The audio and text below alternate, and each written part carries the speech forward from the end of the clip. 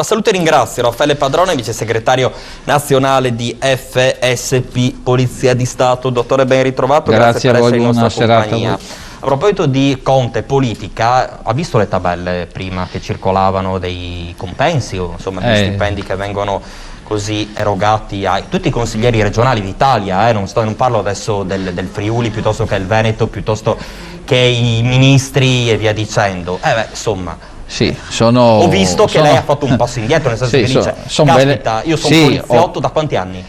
Ormai da 35-36. Ha fatto squadra volante, ha fatto mobile, pistola, ha sventato. Tutto. Adesso non voglio, però arriva ai 2.000 euro al mese? No, allora, adesso bisogna parlare, infatti parlavo anche con chi era in studio con me, io ho detto appunto ci sono 1.300 euro che è lo stipendio d'ingresso quando uno diventa effettivo. Nel momento in cui diventa effettivo è chiaro che il collega va avanti con la carriera e arriva, diciamo, a un limite di livello, insomma, di quello dei sottufficiali dell'esercito, e confronto a loro chiaramente continuiamo a prendere di meno, perché si parte con 1.300 euro di stipendio e ripeto, a questo stadio, se uno non fa concorsi, non si attiva, perché poi bisogna vedere anche questo, considerato io ho fatto tutta una carriera, ormai sono quasi alla fine, 1 anno e mezzo sarò alla fine, e allora permetto di dire posso prendere più di te. Il problema è che noi arriviamo poi a 1.500 euro, i colleghi possono arrivare a 1.500, se io ne arrivo a 2.000, ma ho un trascorso diverso del collega che si è appena arruolato e ho fatto degli studi, mi sono laureato, ho fatto tutto quello che era possibile fare all'interno dell'amministrazione. Quindi sono andato avanti e arrivando al mio grado di ispettore superiore, quasi sostituto commissario della Polizia di Stato, quindi ne vado fiero, ripeto, porto a casa 2.000 euro, perché sono dati che non dobbiamo nascondere, porto a casa 2.000 euro.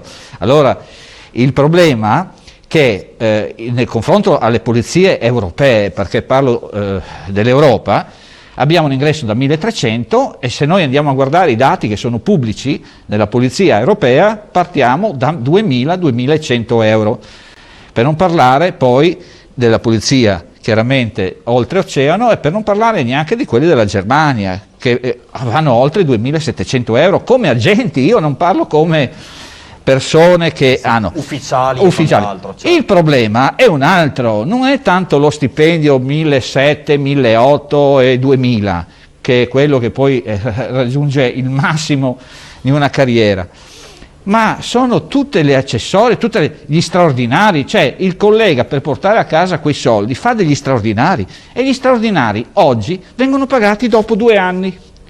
Perché c'è un'aliquota che viene pagata mensilmente, ma è un'aliquota. Quindi non è che se uno fa 10 ore in più a fine mese gli danno 10 ore. No signore, non funziona così da noi. Questo è il male. Capite? In altri posti, se tu lavori 10 ore anziché 6 o 8, ti danno 2 ore straordinarie e te le pagano.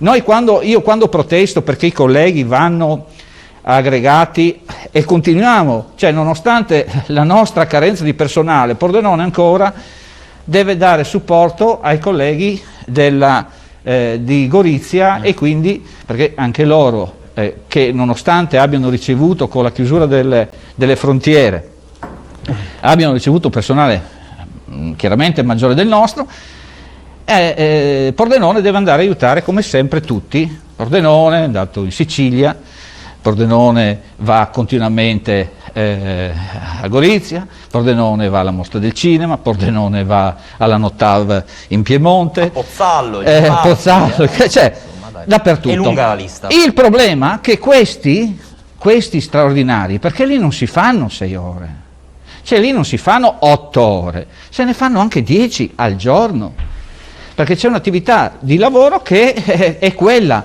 Molti colleghi vanno quasi volentieri perché hanno magari i figli da mantenere, hanno i figli che vanno a scuola e i costi oggi sono questi, però questi soldi arrivano dopo 18 mesi.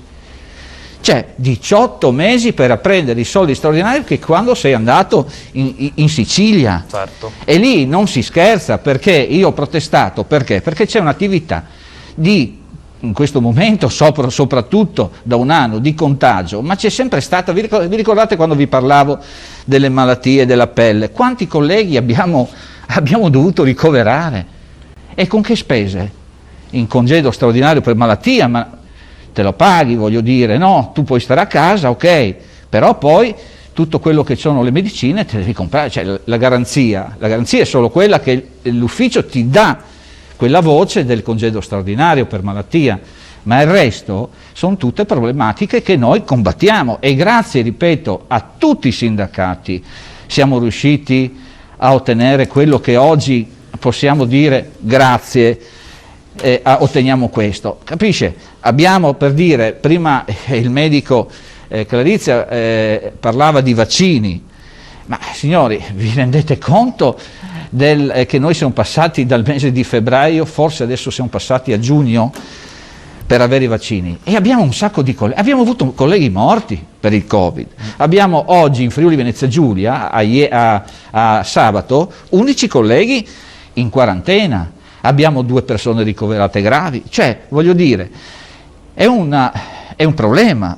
Cioè, perché ritardare chiaramente il vaccino alle persone che stanno lì? Medici non hanno il vaccino, qualcuno ha rischia di non fare la seconda dose, e i medici e gli operatori di polizia che sono in mezzo alla strada. Io capisco, guardi, posso dire, chi sta in mezzo alla strada deve farlo prima di me che sto in ufficio. Quello sono d'accordo, ma l'operatore che garantisce la sicurezza a voi, perché se si ammala il collega che è fuori, cioè voglio dire, se si ammala il collega che è fuori, quello che è in macchina con lui deve essere messo in quarantena. Ovvio. Perdiamo una macchina, e non è che Pordenone può permettersi di perdere il personale in questo sistema. Allora è giusto che la polizia abbia, uno dice, anch'io ho il problema dei figli, sì, però facciamo un mestiere che è particolare. Cioè, se voi volete la garanzia che qualcuno di notte giri per controllare il territorio, ci devono essere persone. Allora, già non ci sono per un motivo. Se riusciamo a garantire questo servizio che il Ministero impone, perché tutto, guardate, si può togliere in polizia, possono chiudere l'ufficio passaporti, ma non possono chiudere per legge il servizio di vigilanza esterna delle pattuglie. Vabbè, quindi ci mancherebbe altro. Tutto possono fare in polizia. Abbiamo avuto dei casi, dei momenti in cui l'ufficio passaporti ha dovuto ritardare ma se non abbiamo la gente, perché si ammala, facciamo l'ipotesi di uno si ammala, scusate, si bloccano le industrie, non si può ammalare il poliziotto. Abbiamo parecchi poliziotti in quarantena anche a Pordenone, certo, perché i familiari sono ammalati, e quindi per garantire la sicurezza a quelli che devono uscire non possiamo. Quindi non dobbiamo aspettare che ci diano il vaccino a quelli ultra ottantenni, ultra cinquantenni e poi alle forze dell'ordine, perché anche, tra l'altro, le promesse, mi pare, di questo governo, adesso ci sarà sicuramente il bis, ma le promesse di questo governo non erano certo queste attese per le forze dell'ordine e di tutti, quando parlo, sapete che mi piace parlare dai vigili, dalla polizia locale, certo, a tutti, devono essere vaccinati subito. Certo. Il problema però, e lei avrà letto le cronache, è che le aziende che producono questi vaccini hanno avuto delle grosse difficoltà alla produzione. Per dire, se il preventivo era di fare 100 vaccini al giorno, certo, faccio un numero a caso, e adesso hanno fatto i conti e hanno detto no, 100 vaccini riusciamo a produrli, riusciamo a produrne 20.